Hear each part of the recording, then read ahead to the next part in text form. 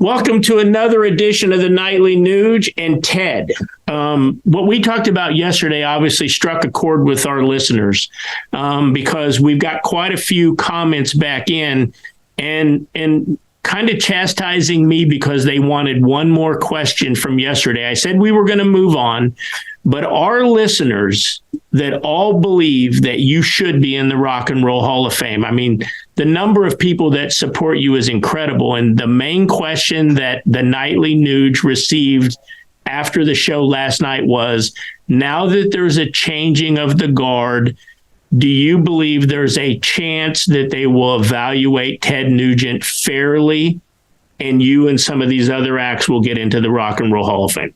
Well, once again, Keith, welcome back, everybody, to the Nightly News, where truth, logic, and common sense is the A10 warthog of the American dream, First Amendment rights, which I have been censored. The big tech people of this world and our own government censors and eliminates the First Amendment in many, many instances. My beautiful wife, Shemaine, is censored from X, from Twitter, and she's never said an offensive word in her life. I have been unpublished on Facebook, and like you said, on TikTok and some of the others, I've been censored because I speak truth, logic, and common sense. But had you not posed that question to me about whether I should be in the Rock and Roll Hall of Fame, I would never even think about it. I'm too busy playing my guitar and making great music with my amazing musicians, playing for the greatest music-loving audience in my life. Stop and think. At 75 years of age, I can honestly say with much piss and vinegar and aplomb that my Adios Mofo 23 tour was the most fun,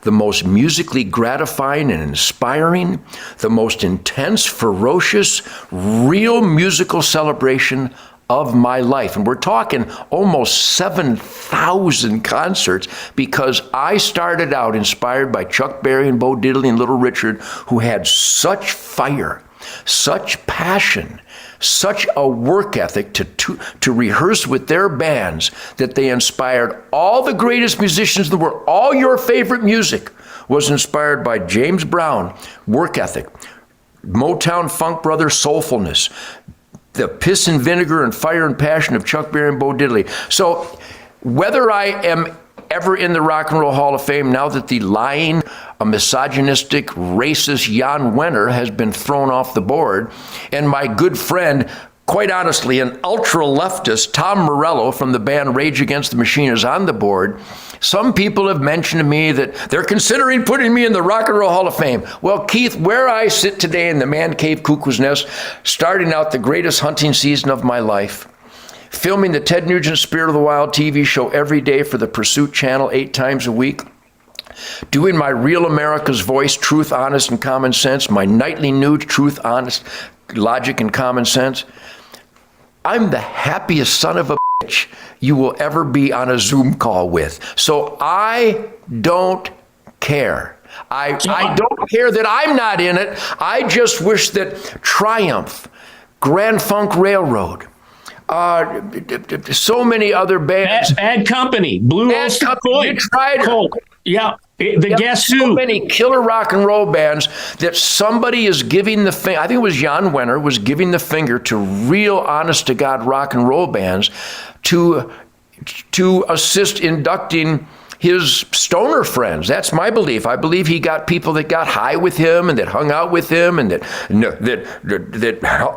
spent time with him. I don't think it's really about rock and roll. And my point is that a Hall of Fame that has Little Richard and James Brown and the Stones and the Beatles and the Who and the Kinks and the Tom Petty and Prince and Bo Diddley and for a Hall of Fame to have them in it and then put in Grandmaster Flash, who he's anti-rock and roll, and ABBA, which is just pop music. I don't really think there's even a drum on the song. I'm being facetious now. So I want honesty. And if someone decides that Ted Nugent should be in the Rock and Roll Hall of Fame, all I can tell you is that if they do induct me, my acceptance speech will be very, very special. And it will make fun music-loving people feel really good, and it'll make idiots squirm. So I want to move on to another topic. Before I do, I just want to say this to you, Ted. and you read this all the time. People say, a team lost the Super Bowl or a team lost the World Series or a game here or there. And it means more to the city or the country than sometimes it does to those participating. And so I just want you to know that there are a lot of people out there that are fans of Ted Nugent, tens of millions of real rock and roll lovers that want to see you in the Hall of Fame, just like they want to see. I mean, think about this. Iron Maiden is not in the Rock and Roll Hall of Fame. It's unbelievable. Blue Oyster Cult is not in the Hall. But anyway, let's talk about something else. So you hate Native Americans, I guess. That's what they say.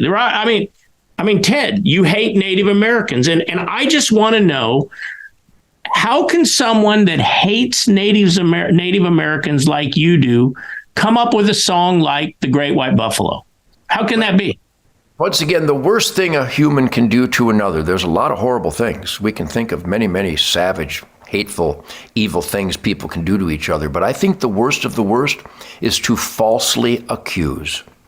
I have been falsely accused by the Huffington Post and Rolling Stone magazine and leftist media and publications that I dissed the Native Americans and called them unclean vermin. That is a lie. I'll tell you where it happened. George Soros bust in a bunch of protesters. I believe it was the 2015, maybe 2016 tour. And I was performing in Connecticut at a place called Toad's Place, a historical rock and roll venue. And George Soros bust in some protesters. And I saw the protesters get off the bus. And my security team, which was a bunch of great, big, tough black guys, we had a great campfire in my dressing room, not a real fire, but a spirit, blood brother campfire, talking about music and my inspiration and how I've always promoted the black heroes of music. And the song Great White Buffalo, which celebrated the Native Americans' pure conservation lifestyle, basically pure, and the genocide by Uncle Sam. And if people don't know that, they might have gone to school in America, because that's what the Trail of Tears, and that's what the Wounded Knee, and that's what the relationship was with the U.S. Cavalry against the Native peoples. Manifest Destiny, you might want to look it up. And so as I was about to enter the stage, I had to go through the protesters we saw come off the bus. They were all white guys with American Communist Party badges. Well, wow. As my security team brought me to the stage through this protesters who were spitting and yelling obscenities, violent. I mean, it was escalating. The black security guards were just dreaming that they'd have to snap a few necks. They were so violently attacking me. And they protected me from this mob, all white guys with American Communist Party regalia. Well, I could smell the protesters. It literally smelled like dirty diapers. They were unclean. It was a horrible smell. They're right here screaming at me. And the security guards were holding them back. Well, I did an interview after that concert, because it was an amazing concert, because all my concerts are amazing, if I do say so myself. And the interviewer asked me what all that protest was about. And I said, I don't really know. But boy, there was some unclean vermin in there. They smelled like diapers and they were communists. Unclean, I could smell them, communist vermin. The next day, Huffington Post, because they were in that crowd, they wrote that I called the Native Americans unclean vermin. And then when I played the Sturgis motorcycle rally in South Dakota, someone repeated that. I have the greatest relationship with the Native American peoples. I have been invited into their sweat lodges by many, many of the different tribes and the spiritual elders. I have taught bow hunting and the hunting lifestyle to the children of the Native Americans in South Dakota and Montana and Wyoming. And I was the guest speaker at the Native American Conservation Rally in Alaska. And I think I'm the only white guy, though the jury is still out on that, the only white guy that is a member of the Native American Strong Heart Society. They have communicated with me. They have given me eagle feather war bonnets. They have given me commemorative knives and the horns of the buffalo. I have hunted the buffalo with the Native Americans, shared sweat lodges with them as an invited guest. I have the ultimate love spiritual relationship with the native people. And the Huffington Post and the liberals and the haters on the left knew that to hurt Ted Nugent, they could make up false accusations trying to divide me from my blood brothers of the native peoples. And horrifically, they succeeded, because I have been canceled from Native American casinos. I could tell you stories where some of the Native Americans, maybe they weren't, maybe they had white guys in charge of such events, but they canceled me. Right here, the Firekeepers in Battle Creek, Michigan, wouldn't let me get on stage and jam with Tommy Shaw and Styx recently. Sammy Hager's coming. They won't even allow me on the property. And Aaron Lewis is coming. I wanted to jam with him. I was invited. But somebody in charge of the casino in Battle Creek, Michigan is so soulless, so drunk on hate, so dishonest, that they actually gave photos of Ted Nugent to the security team at the Firekeepers Casino in Battle Creek, saying that I will be bodily, forcibly removed from the premises if I dare show up to jam with my fellow musicians. So that's hurtful.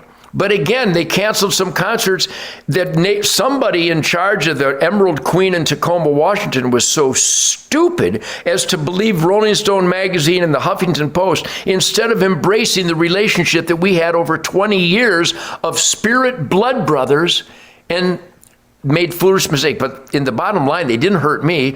It's sad that dishonesty prevailed, but they had to pay me, and they still had to refund all the tickets because of a lie from the Huffington Post. You know, Ted, it seems crazy to me, because those of us that know you very well know that you are not prejudiced in any way, shape, or form. I mean, you have played with every race, creed, and color in your band. You've supported every race, creed, or color. I think in the day you've dated every race, creed, and color, much like Donald Trump. I mean, the parallel to me, Ted, is Donald Trump was loved by everyone. Jesse Jackson, Al Not So Sharpton, all of those groups. And then when Trump became president, all of a sudden he became a racist. Yep. Ted Nugent, who is everything but a racist, the more you spoke out for the conservative values, God, family, country, the left branded you as a racist. I mean, it's just crazy to me. It seems to me cooler heads ought to be able to prevail here, but it doesn't sound like the other side's even willing to sit down and visit with you. No, it seems like those in power, the government, all the bureaucracies, none of them are trustworthy.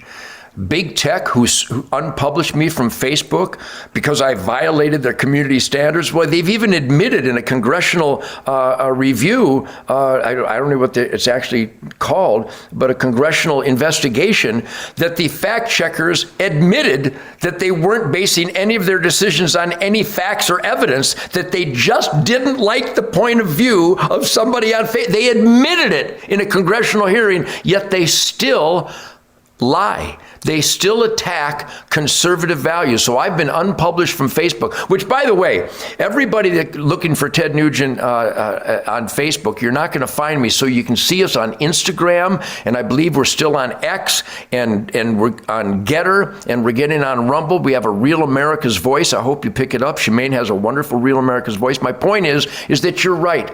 Truth, logic, and common sense will persevere, but big tech, government, academia, Hollywood, they are drunk on hate against the Constitution that we just celebrated the 236th anniversary of, and all conservative values, including God, family, country, self-defense, the Constitution, the Bill of Rights, work ethic, and law and order. Those are the self-evident truths that violate the community standards of Facebook. So once again, Nightly News, I'm going to let you know that people are looking for Facebook and they can't find it, but we still have these at tednugent.com. They're trying to destroy the tednugent.com commerce. You can get these perfectly autographed battle cry hats. I will not comply, and come and take it. You can get that at tednugent.com. We have a sunrise safaris. All of our hunts are sold out this year. People love to share a spirit campfire with Uncle Ted. So you can still go to tednugent.com and see what we're doing. Plus on X, Instagram, thank God for my son Rocco and Toby and Shemaine. they're keeping the Truth, Logic, and Common Sense crowbar alive on Getter, on Instagram, and on X. So I thank everybody for the support. But it's as simple as this. Don't let liars and haters destroy your fellow conservatives.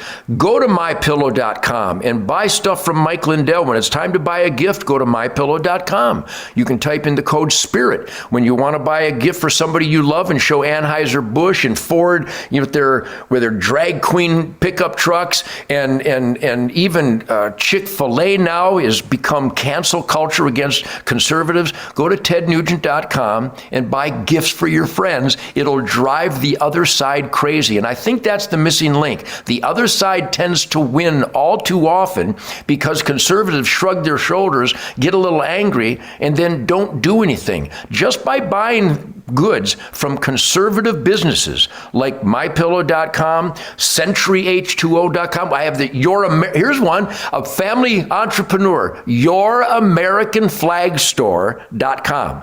We will promote that kind of stuff. HunterNation.org, it's the clearinghouse for conservative values, but we can still protest. The ultimate protest by not going to Target is to go to mypillow.com and go to tednugent.com.